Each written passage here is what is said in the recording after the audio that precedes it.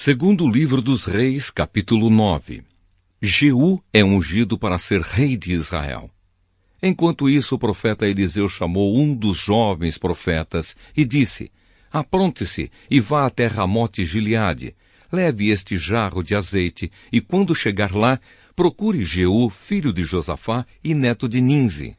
Leve-o para a outra sala, longe dos seus companheiros. Aí derrame azeite na cabeça dele e diga: O Senhor Deus anuncia que o está ungindo para ser rei de Israel.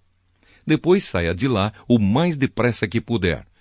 Então o jovem profeta foi até Ramote Gileade e lá encontrou reunidos os oficiais do exército.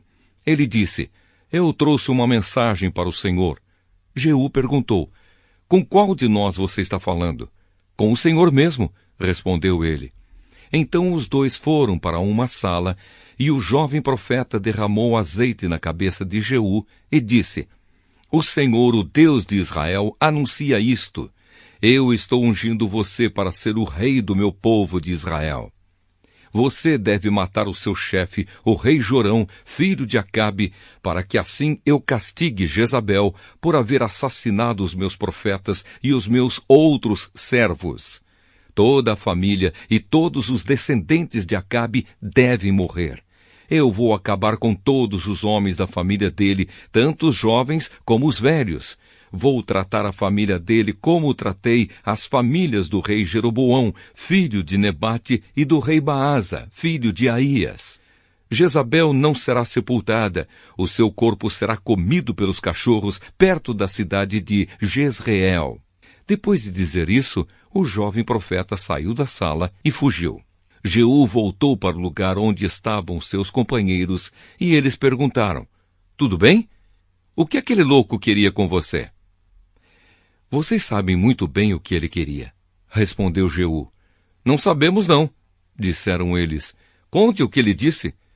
Jeú contou. Ele me disse que o Senhor Deus anuncia isto: Eu estou ungindo você, Jeú, para ser o rei de Israel.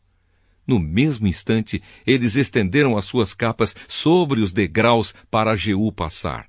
Tocaram a corneta e gritaram: Jeú é o rei! Jeú mata Jorão.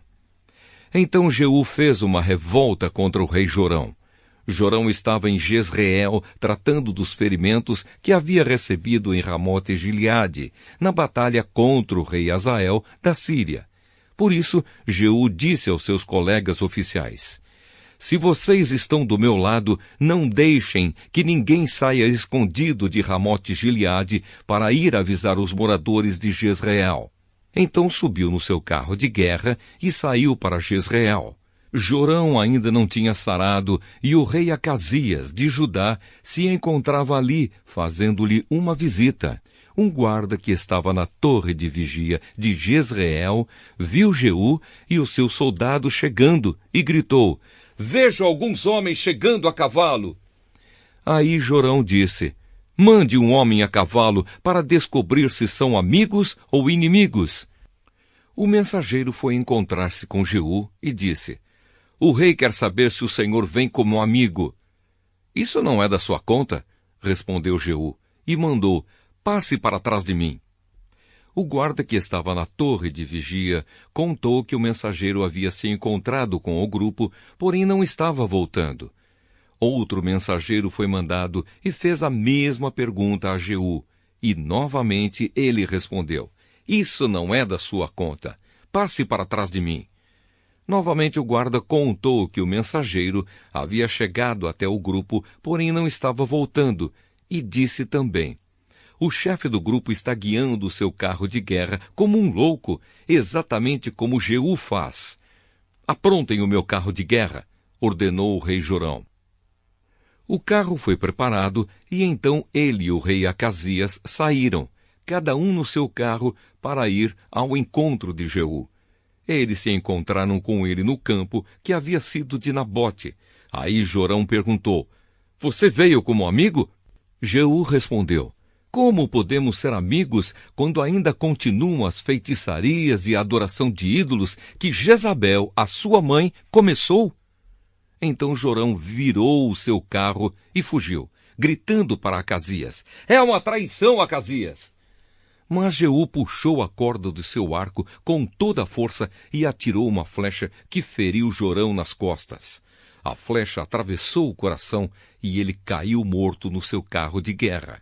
Aí Jeú disse a Abidcar, o seu ajudante: pegue o corpo dele e jogue no campo que era de Nabote. Lembre que, quando nós dois estávamos juntos, andando a cavalo atrás de Acabe, pai de Jorão, o Senhor Deus disse estas palavras contra Acabe: ontem eu vi o assassinato de Nabote e dos seus filhos, e prometo que castigarei você aqui, neste mesmo campo. E Jeú ordenou ao seu ajudante: pegue o corpo de Jorão e jogue no campo que era de Nabote, para que assim seja cumprida a promessa de Deus, o Senhor. A morte de Acasias. O rei Acasias de Judá viu o que tinha acontecido e fugiu no seu carro na direção da cidade de Bet-Agã. Mas Jeú o perseguiu e disse aos seus soldados: matem Acasias também! E eles o feriram quando ele ia no seu carro pela estrada que sobe para Gur, perto da cidade de Ibleão. Mas Acasias conseguiu fugir até a cidade de Megido, onde morreu. Os seus oficiais levaram o corpo de volta para Jerusalém e o sepultaram nos túmulos dos reis, na cidade de Davi. Acasias havia começado a reinar em Judá no ano 11 do reinado de Jorão, filho de Acabe, em Israel. Jezabel é morta. Jeú chegou a Jezreel e Jezabel ficou sabendo disso. Então pintou os olhos, penteou os cabelos e ficou numa janela do palácio, olhando para a rua. Quando Jeú entrou pelo portão do palácio, ela gritou: olá, Zinri, assassino do seu senhor! Jeú olhou para cima e gritou: quem está do meu lado? 2 ou 3 oficiais do palácio olharam para ele de uma janela e Jeú lhes disse: joguem essa mulher daí! Eles a jogaram e o sangue dela respingou a parede e os cavalos. Jeú passou por cima dela com os cavalos e o carro e entrou no palácio. E depois que comeu e bebeu, disse: peguem aquela maldita e a sepultem. Afinal de contas, ela é filha de um rei. Mas os homens que saíram para sepultá-la só encontraram a caveira e os ossos das mãos e pés. Então eles voltaram, contaram a Jeú, e este disse: foi isto o que o Senhor Deus disse que ia acontecer quando falou por meio do seu servo Elias, da cidade de Tisbé. Os cachorros comerão o corpo de Jezabel perto da cidade de Jezreel. Os seus restos serão espalhados ali como esterco, e assim ninguém poderá dizer: esta era Jezabel.